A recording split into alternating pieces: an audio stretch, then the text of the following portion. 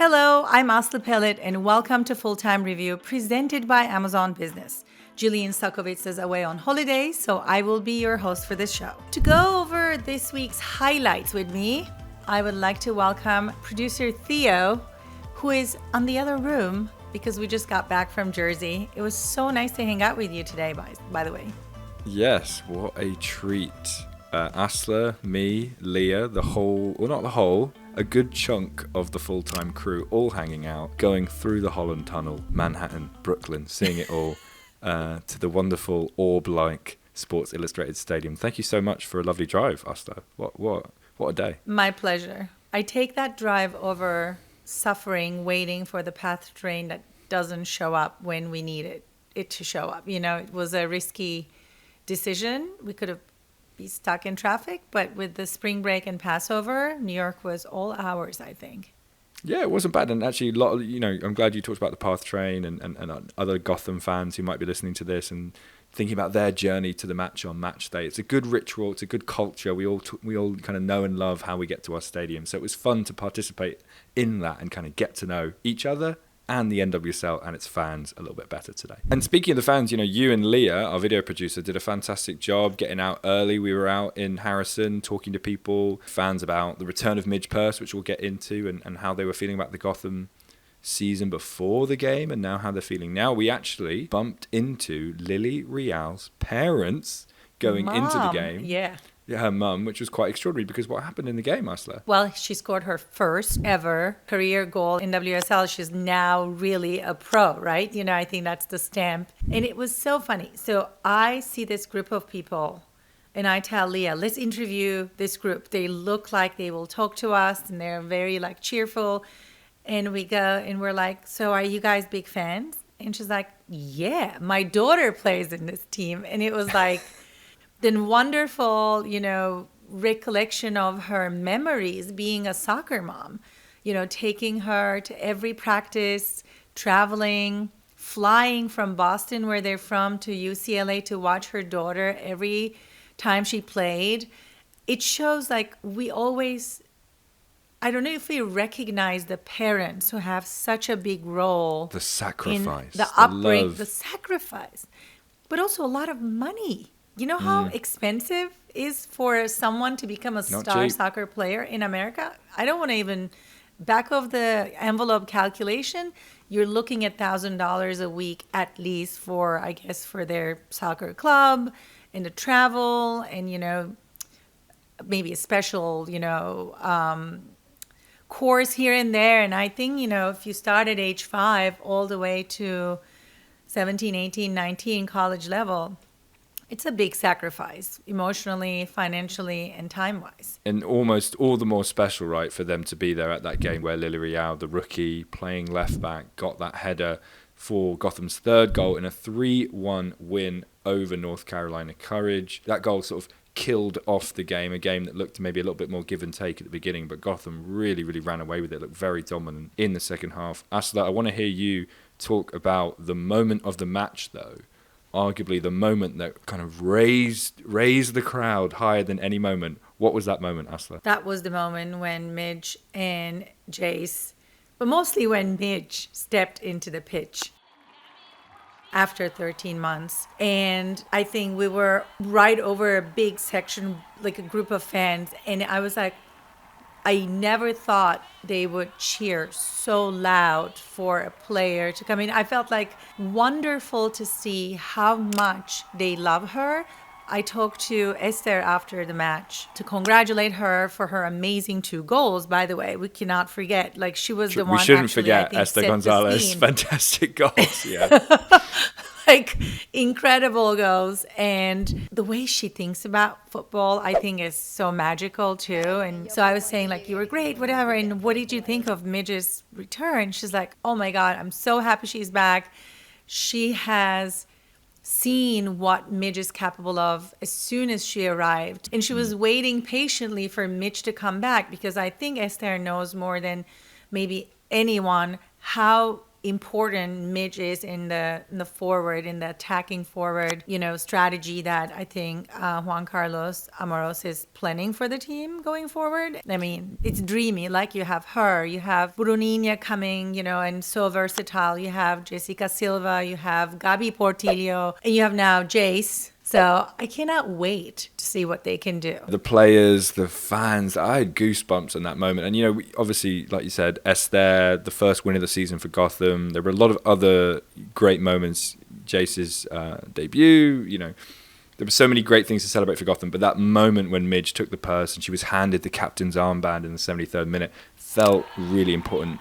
Asla, we spoke to Midge after the game. She told us what that moment meant to her to return to football. Felt good. It felt really good, mostly actually to just be with the team again, and especially coming into a 3-0 win. I was really proud of everyone and this one for scoring a goal. How nuts! But I'm just really grateful for how supportive everyone has been, and they made the debut a really special day. What do you think Midge's return means for Gotham FC and the NWSL sort of big picture? She said it herself, right? I said to her, what do you expect from this season? She said, I want to win the championship. That's what we expect from Gotham with her return. She's going to do everything to win that championship this season. I feel like she is motivated. She's capable. She is totally can see the potential of her team and her teammates. I feel like that's going to be the goal for 2025 for Gotham. Midge Purce means trophies. I think we should talk about Orlando and Kansas, City current. I mean, they're The rich undefeated. get richer. The rich totally. And when we look at them last season around the same time, Orlando had 3 draws and 2 wins, and Kansas was coming a little more strong, like with 4 wins and 1 draw. This season, they're undefeated, and why would they be, right? They're coming from last season super strong, especially Orlando. Marta at helm, I feel like, of course, they're going to have this superior performance because they really had the opportunity to, keep the team intact, play, I'm sure they're, so used to play with each other. Right now, I think it's only normal. What do you think? Yeah, continuity, right? Relationships. We talk so much about football, about technical abilities and mentality, but sometimes knowing the person you're going to be working with better than anything is the strongest bond, is the biggest quality. And I think you're right. KC, Orlando started last season. Both had 15-game unbeaten runs before Orlando beat KC last year. They went on to have a 23-game unbeaten run and obviously won 2 trophies. Obviously, Orlando 1 right now, KC 2, both 4 wins from 4. But Washington Spirit have 1 defeat to the KC Current, which obviously, like we said, one of the best teams in the league. So nothing wrong with losing to the KC Current, albeit it does maybe tell you where you are. But Washington Spirit, 3rd in the table. They've got a lot of injuries. They were able to give Gift Monday a debut this week. Trinity Rodman, Lacey Santos coming off the bench. Do you think we need to talk about Washington Spirit being in that elite group along with Orlando and KC? Or do you still see Orlando and KC sort of the clear 1 and 2? I think it's too early in the season to disqualify the top 5 or 6 teams and say that they're not going to be able to compete with Orlando and KCC. I feel like the top 5 right now, which is Orlando, KC Current, Washington, Angel City, and Gotham, and of course Portland. But I would say the top 5 for me are going to be the teams that will make us talk over and over about their performance this season. And I think we might have surprises. Why don't we head over to your conversation with Megan Feringa then, which actually, the little behind the scenes, we recorded this at Sports Illustrated Stadium while Leah and I were mucking about in the media room. We sat you down to get on the podcast to talk to Megan, and this was recorded at Sports Illustrated Stadium. What a weekend in the Women's FA Cup. It's all set for a heavyweight final between Chelsea and Manchester United. But first, let's look how we got here. Let's go straight to Manchester. I'm now joined with Megan Feringa, who saw Manchester United won 2-0 at the Joy Stadium today. Megan, 2-0 to United. What went wrong for City, and what did United get so right? This was United's day, and I think anyone who would have sort of seen the previews leading up to this game would have known that City were completely decimated going into this game. You don't have Vivian Miedema, who's now potentially out for the rest of the season, which the Netherlands national team will obviously like be looking at. You've got no Khadija Shaw for probably the next couple weeks. Jill Roord was out too for this game. Nick Cushing, the interim manager, confirmed after the match that she was out through injury that she sustained with the Netherlands national team. You still don't have Lauren Hemp. Fujino's still out. I mean, the list goes on and on and on. And then 20 minutes into the match, Mary Fowler goes down with what looks to appear to be like a knee injury, and pretty serious at that. So all of this sort of formed together to just be this terrible concoction for City. That said, though, after the match, Nick Cushing did talk about how injuries are caveats, but they weren't an excuse for the performance that City put in.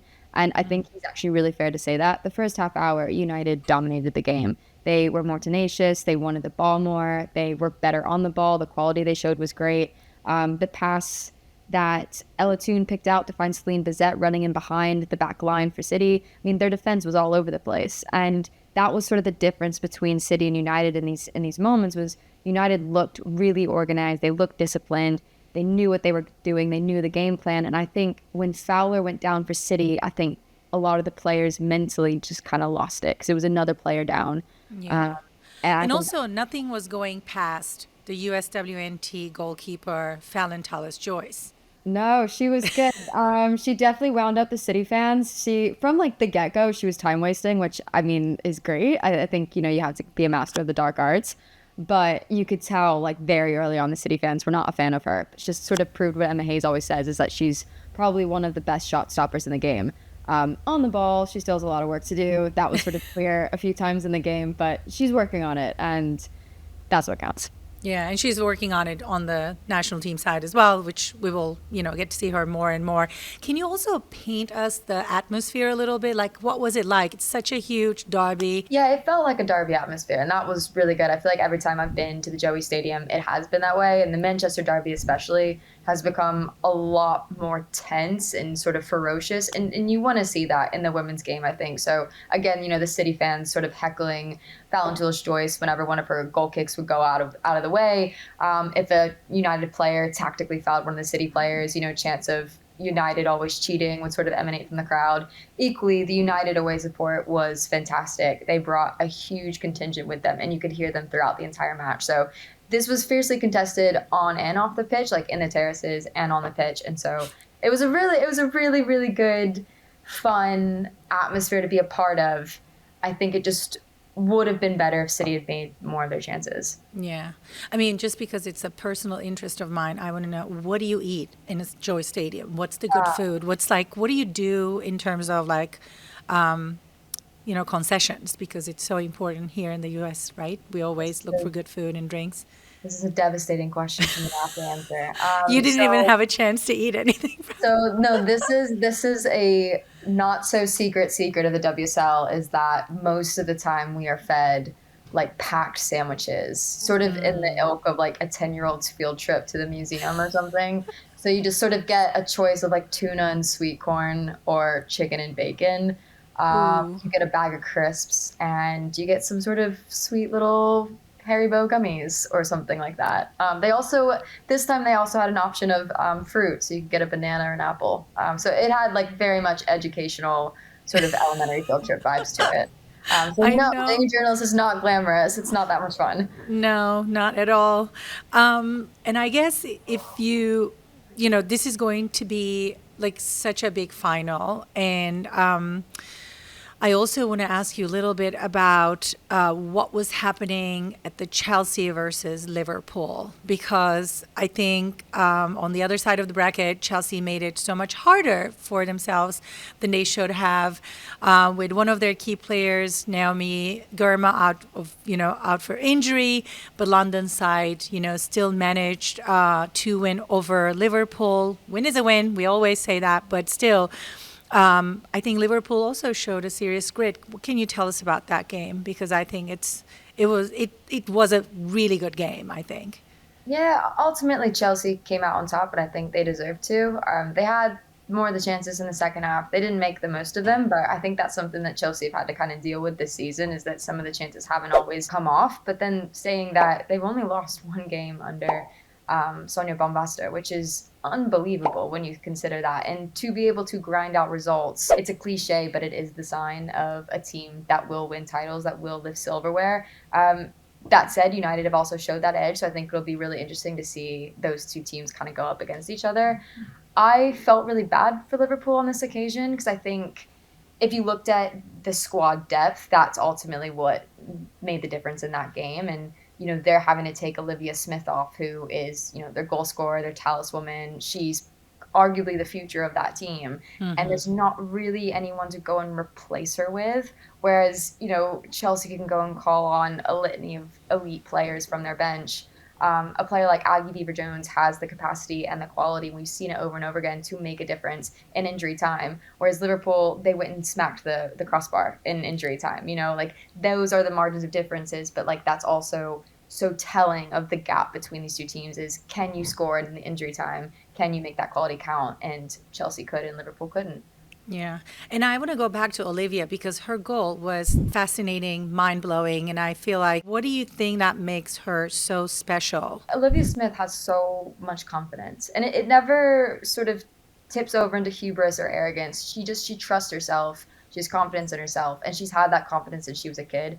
I interviewed her not that long ago, or a couple months ago now. And she had a little diary page, 7 years old. I want to be a professional footballer, and this is how I'm going to do it. A list of, I'm going to go to this college. I'm going to play at this college. I'm going to play underneath this coach. She knew what she wanted that young. And I think that conviction shows now on the pitch as an adult. I mean, she's only 20. And yet, if you talk to her after a match, she carries herself like a 25, 26, 27-year-old. I'm 28, and I get intimidated by her sometimes, just, chatting to her. So I think that conviction is what ultimately distinguishes her amongst the rest of the young players coming through, but also her quality on the ball. I think Liverpool need to show their ambition that matches Olivia Smith, because if not, they could be in trouble that someone else is going to come and snap her up. Totally. And now I'm intimidated by her 7-year-old self, knowing what exactly she was going to do. Thank you so much, Megan, for joining us after a very long day. Looking forward to doing this with you again, and have a wonderful evening. Well, thank you. Thanks for having me. And that's our show. We'd love to hear from you. You can email us at fulltime@theathletic.com or message us on Instagram and TikTok at @TAFulltime. Did you know The Athletic has partnered with Yahoo Sports to provide free, best-in-class coverage of women's sports?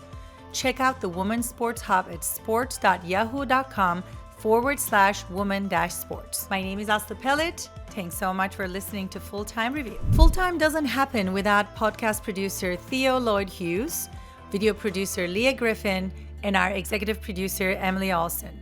See you soon.